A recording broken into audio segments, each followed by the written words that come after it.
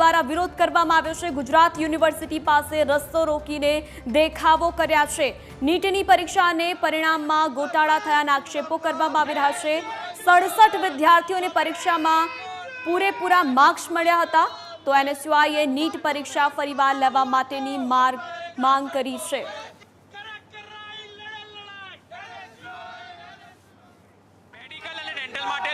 નીટની પરીક્ષાને લઈને વિદ્યાર્થી સંગઠન રસ્તા ઉપર ઉતરી આવ્યા છે। જોઈ શકાય છે કે ગુજરાત યુનિવર્સિટી ખાતે રસ્તા રોકો આંદોલન જે છે તે વિદ્યાર્થી નેતાઓએ કર્યું છે। નીટની પરીક્ષામાં 67 જેટલા વિદ્યાર્થીઓ છે, તેઓના 100માંથી 100% જે છે તે આવ્યા છે અને આ પ્રકારના પર્સન્ટેજ ન હોઈ શકે। સાથે સાથે જે પ્રકારના ગ્રેસિંગ માર્ક્સ આપવા છે તે પણ ન હોય। શું માંગ છે? નીટના પેપરમાં જે કૌભાંડ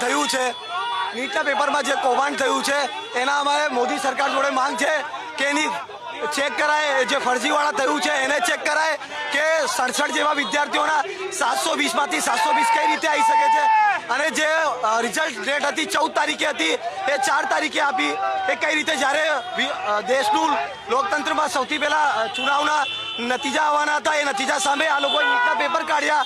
આ કૌભાંડ નહીં તો શું છે? આ અમારા મોદી સરકાર જોડે માંગ છે કે આને રદ કરાય, આની એક તપાસણી ચેક કરાય।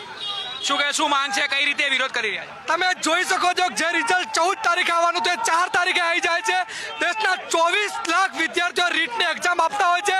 શું દેશમાં ફરજી ડોક્ટર બનાવવાનું કાવતરું છે? એક જ સેન્ટરના 10 વિદ્યાર્થીઓ ટોપ કરે છે, દેશની અંદર 67 વિદ્યાર્થીઓ ટોપ કરે છે। કેમ? ક્યાંક ને ક્યાંક કૌભાંડ થયું છે એટલે, અને આ કૌભાંડ મોટા પાયે થયું છે। અમારી માંગ છે તપાસ થઈ અને આ પરીક્ષા કઈ રદ થવી જોઈએ। જો પરીક્ષા રદ નહીં થાય તો એને આવનાર દિવસોમાં આખા દેશમાં આંદોલન કરશે।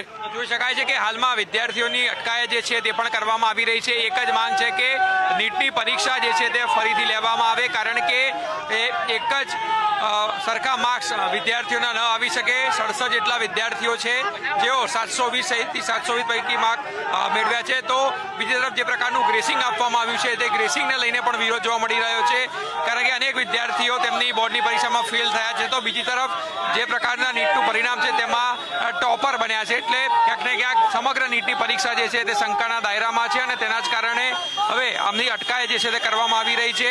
એક જ માંગ છે કે વિદ્યાર્થીઓ જે ન્યાય આપવામાં આવે, અને ખાસ કરીને જે પણ ગુજરાતના વિદ્યાર્થીઓ છે અંદાજિત 1 લાખથી પણ વધારે તેઓને નુકસાન થયું છે અને ફરીથી નીટ લેવાની માંગ જે છે તે કરાઈ છે। કેમેરામેન સુરેશ રાજપૂત સાથે આશુતોષ ઉપાધ્યાય, ન્યૂઝ કેપિટલ, અમદાવાદ।